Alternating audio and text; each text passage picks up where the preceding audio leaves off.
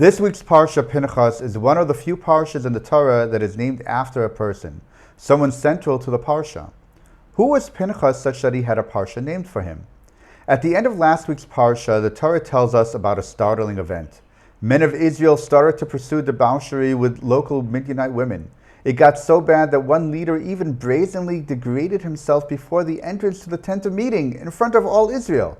At those shameless and bald-faced acts, Pinchas, the grandson of Aaron the Kohen Gadol, went into action. He went and spared those two participants, the Israelite man and the Midianite woman, shocking the people out of their revelry with Midian, thereby abating God's wrath. The beginning of this week's Parsha tells us that as a result of Pinchas' action, God rewarded him and also his descendants with the office of the Kohen Gadol.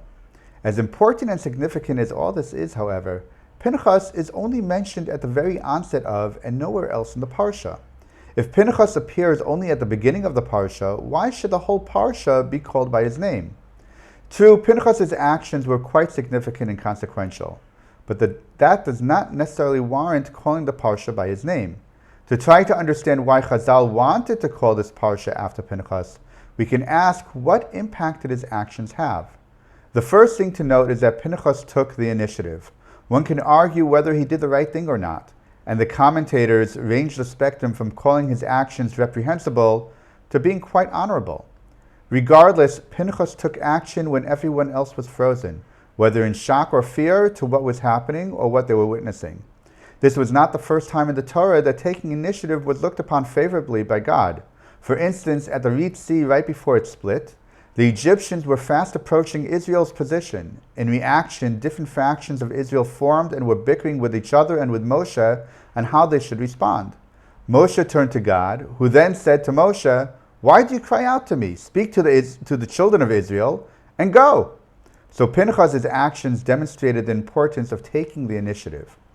The second thing to note is that Pinchas' actions helped restore the covenant of peace, the Brit Shalom with God. This meant that God's wrath had abated and he had essentially forgiven Israel. As a result, God and Israel were once more at peace with each other, and Israel could continue to advance towards the Promised Land. So if Pinchas only appeared at the beginning of the Parsha, and the whole Parsha is named for him, we should expect that his actions and the result of his actions to reverberate throughout the entire Parsha. After Pinchas' appearance, most other topics relate to Israel approaching the land. First is the census to evaluate the army's strength and capabilities. Israel had already waged war in the desert a few times and will most definitely need to wage war again upon entering the land. Afterwards, the Torah talks about dividing up the land, who will get and how it will be apportioned. After this, the question is asked who will succeed Moshe and lead Israel into the land. And finally, there are the special offerings brought throughout the year. On the one hand, this represents the priesthood, as they will be the ones responsible to offer up the offerings. On the other hand, it also represents the restoration of the Brit Shalom with God, as God wants to have that relationship with Israel. How better to highlight this relationship than describing the special offerings for the special times that occur during the year, meaning the holidays, that God and Israel meet? And of course, initiative. It was actually in response to Moshe's initiative, his concern and approaching God to find the right person, that God appointed Yoshua to be Moshe's successor. As well, it was due to the initiative of the daughters of Tzlafchad that the laws of inheriting the land were clarified, and they were able to inherit their father's portion. So as we saw, even though Pinchas might have appeared just at the beginning of the Parsha, the impact of his actions was felt throughout. Shabbat Shalom.